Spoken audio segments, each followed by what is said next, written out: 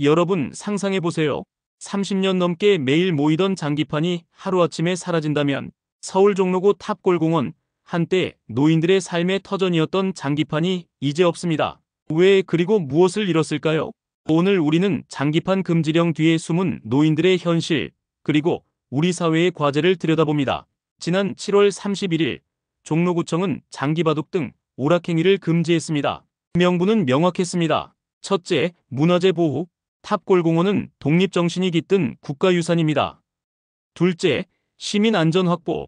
장기판 주변에서는 음주, 고성방가, 노상방뇨, 쓰레기 투기 등 민원이 잦았고 공원 주변 상업시설과 맞닿아 있어 사고 위험이 높았습니다. 종로구청은 2023년부터 계도활동을 시행하며 문제 해결을 시도했지만 완전히 근절되진 않았습니다. 결국 장기판 철거라는 특단의 조치가 내려진 겁니다. 하지만 하루아침에 사라진 장기판, 노인들은 어디서 여가를 즐겨야 할까요?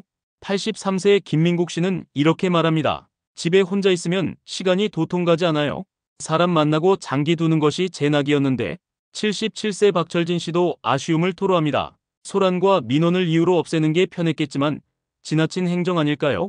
노인들에게 공원은 단순한 휴식 공간이 아니라 사회적 연결이자 삶의 활력입니다. 탑골공원은 1990년대부터 붐비기 시작했습니다. IMF 구조조정 이후 중장년층과 노숙자들이 모여든 곳이기도 합니다. 무료 급식소와 저렴한 음식점, 지하철 접근성까지 노인들에게 이곳은 단순한 공원이 아니라 하루를 버티게 하는 삶의 터전이었습니다. 장기판 철거 이후 주취자 문제는 70에서 80% 줄었고 거리도 깨끗해졌습니다. 하지만 노인들의 삶의 질은 동시에 낮아졌습니다. 노인들은 다양한 여가 욕구를 갖고 있습니다. 특히 남성 노인들은 기존 복지시설만으로는 만족하기 어렵습니다. 서울노인복지센터 바둑장기실이 있지만 접근성과 운영시간 한계가 있습니다. 종묘광장공원과 보라매공원의 장기판도 여전히 날씨와 시설 부족 문제에 직면해 있습니다. 고령의 노인들은 여름 폭염과 겨울 영하 기온에도 공원을 찾습니다. 이는 단순한 취미가 아니라 정신적 안정과 사회적 연결을 위한 필수 활동입니다. 한국은 내년이면 노인 인구 1000만 시대입니다. OECD 최고 수준의 노인 빈곤율, 높은 노인 자살률, 의료복지 비용 증가, 장기판 같은 여가 활동이 단순한 취미가 아니라 사회적 비용을 줄이는 중요한 요소임을 보여줍니다. 연구에 따르면 여가 활동에 참여한 노인은 사망률과 중증 간병 필요 비율이 낮았습니다. 우울증과 고립감을 줄이고 건강한 노후를 유지할 수 있는 중요한 방법이죠. 노인 여가를 막는 것은 제도적 문제뿐만 아닙니다. 사회적 냉대와 차별도 큰 장벽입니다. 65세 이상 회원 가입을 막는 헬스장 사례처럼 사회가 노인을 배제할 때 고령층은 더 고립됩니다.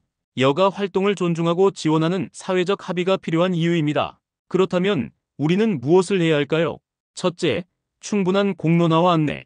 정책 시행 전 노인들에게 충분히 설명하고 대체 공간을 안내해야 합니다.